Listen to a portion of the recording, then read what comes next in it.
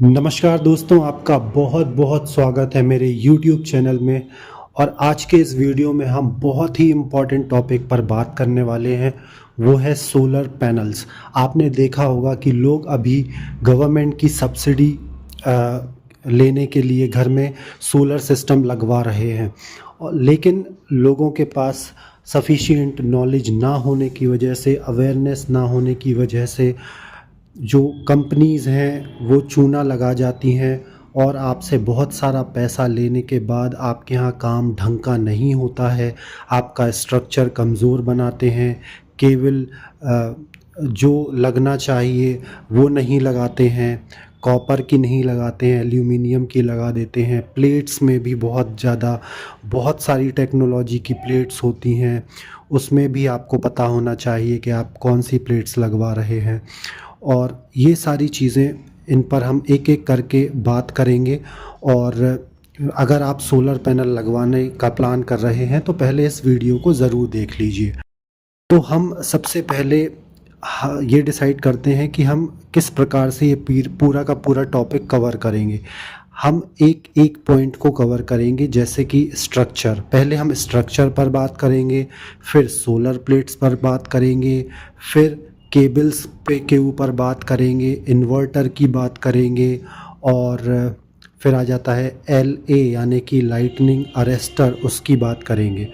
Okay, तो चलिए हम सबसे पहले शुरू कर लेते हैं कि हमारा जो सोलर पैनल है उसका स्ट्रक्चर कैसा होना चाहिए। मैं कोई ऐसी बात नहीं बताऊंगा जो मुझे अच्छे से नहीं पता है। मैंने अपने घर में 3 किलोवाट का वी गार्ड कंपनी का सोलर पैनल लगवाया है, तो मैं आपसे उसकी बात करूंगा। ठीक है, तो सबसे पहले बात करेंगे कि 3 किलोवाट में जो स्ट्रक्चर लगना है वो कैसा लगना है। देखिए, मैंने मैक्सिमम घरों में देखा है, लोग बाग जो सोलर पैनल 3 किलोवाट का लगवाते हैं उसमें कंपनी उनको 4 लेग या 4 पिलर लगा देती है और सोलर पैनल फिट करके वो चले जाते हैं। लेकिन नहीं, आपको उनसे बोलना है कि मुझे 6 लेग या 6 पिलर वाला सोलर पैनल लगवाना है, और जो उसके लेग्स हैं, पिलर हैं, वो 6 इंच के GI के होना चाहिए। GI इसीलिए क्योंकि उसमें जंग नहीं लगता है, ठीक है, और 6 इंच इसीलिए कि उसकी मोटाई जब अच्छी रहेगी तभी आपका स्ट्रक्चर मजबूत होगा। ओके, इसके बाद बात आती है कि क्रॉस सपोर्ट भी आपको ज़रूर लगवाना है, वरना वो क्या करते हैं कि आपके यहाँ 6 पिलर तो लगा देंगे लेकिन क्रॉस सपोर्ट नहीं देंगे और उसका जो GI का जो खर्चा है वो बचा लेते हैं। तो आपको क्रॉस सपोर्ट भी लगवाना है और 6 इंच के 6 लेग लगवाना है, ना कि 4 लेग लगवाना है। चलिए अब आ जाते हैं प्लेट्स पर। प्लेट्स में अगर आप बात करें तो आपको लगवाना है Topcon bifacial. Okay, Topcon bifacial technology का हाफ कट सोलर प्लेट्स लगवाना है। ठीक है, बाईफेशियल का मतलब होता है कि आपकी जो सोलर प्लेट है वो दोनों तरफ से सनलाइट लेकर एनर्जी प्रोड्यूस करेंगी। ओके, और इसकी पहचान क्या होती है, ये दोनों तरफ से एक जैसी दिखती है ना। जो सिंगल फेस वाली होती हैं वो एक तरफ से ब्लैक दिखती हैं, दूसरे तरफ से वाइट प्लेट होती है, लेकिन बाईफेशियल आप जब लगवाएंगे तो आपको दोनों तरफ से वो ब्लैक दिखाई देगी और उसके जो सेल्स लगे होते हैं दोनों तरफ से दिखाई देंगे। ओके, अब हाफ कट का क्या मतलब होता है। हाफ कट का मतलब ये होता है कि जब आपके मान लो 6 प्लेट लगी हैं और किसी एक भाग पर, सोलर प्लेट के किसी एक भाग पर शैडो आ जाती है, किसी भी चीज़ की शैडो हो सकती है, वो किसी वॉल की शैडो, किसी पेड़ की शैडो, तो उससे क्या होता है कि पूरा का पूरा आपका सिस्टम जो है वो बंद हो जाता है अगर हाफ कट नहीं होगा। तो अगर आपने हाफ कट टेक्नोलॉजी ली है तो जिस पोर्शन पर छाया पड़ रही है वहाँ से बिजली नहीं बनेगी, लेकिन बाकी के सारे पार्ट से बिजली बनेगी। ठीक है, ये हो गई सोलर प्लेट्स की बात। सोलर प्लेट्स देखो, मैंने वी गार्ड का लगवाया है तो वी गार्ड कंपनी का है, लेकिन टेक्नोल और आप अडानी का लगाओगे, टाटा का लगाओगे, वारी का लगाओगे या किसी भी कंपनी का लगाओगे, वो कंपनी चेंज हो जाएगी लेकिन आपकी जो टेक्नोलॉजी है वो यही रहेगी। आपको लगवाना है टॉपकॉन बाईफेशियल हाफ कट, ठीक है। और हो सकता है वो आपको एक और टेक्नोलॉजी होती है मोनोपर्क, मोनोपर्क भी दे रहा है तो भी आप चला लेना, लेकिन कोशिश करना आप टॉपकॉन का ही लगवाइए। ये टेक्नोलॉजी है, आपको बोलना है कि मुझे टॉपकॉन बाईफेशियल हाफ कट का सोलर प्लेट चाहिए है। एक प्लेट जो है वो या तो 545 वॉट की होगी या फिर 580 वॉट की होगी या 615 वॉट की हो सकती है, ठीक है। और जब आप और ऐसी कितनी प्लेट लगेंगी, 6 प्लेट लगेंगी। इन सबको जब आप मल्टीप्लाई करोगे तो 3000 वॉट से ज़्यादा आना चाहिए। 3000 वॉट यानी कि 3 किलो वॉट।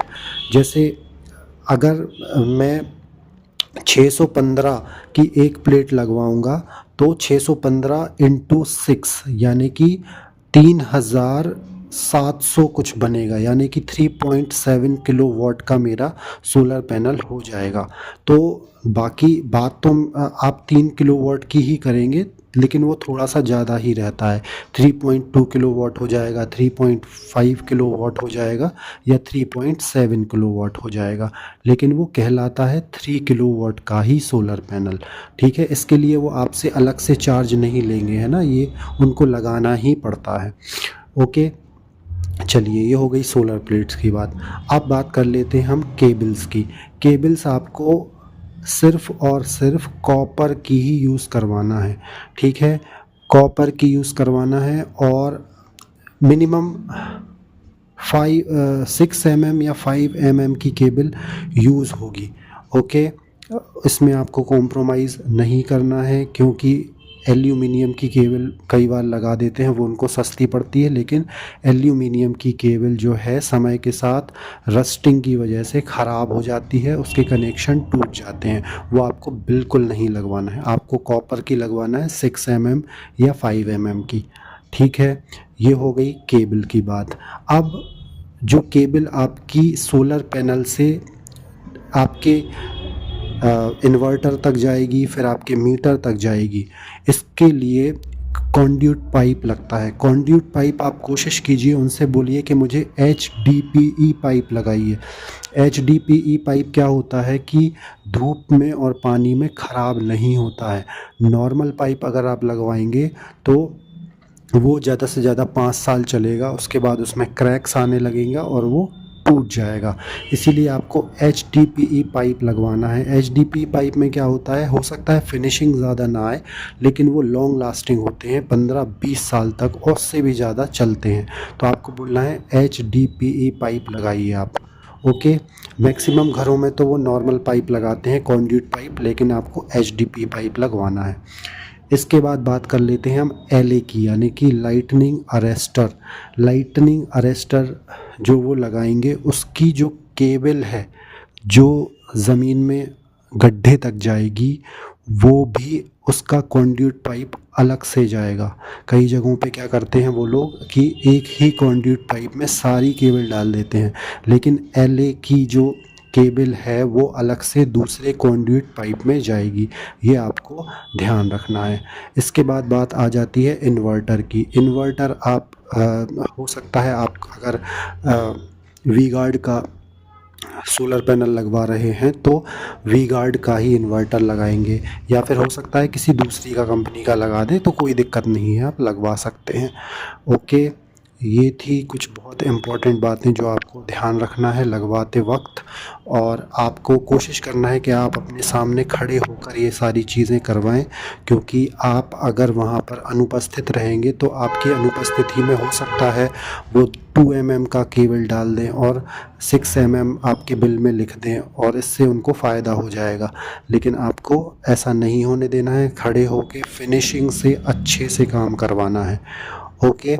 तो आई थिंक इस सारी इन्फॉर्मेशन से आपको मदद मिलेगी, और जब आप अपने घर में लगवाएंगे सोलर पैनल तो आप इन सारी चीज़ों को ध्यान रखेंगे।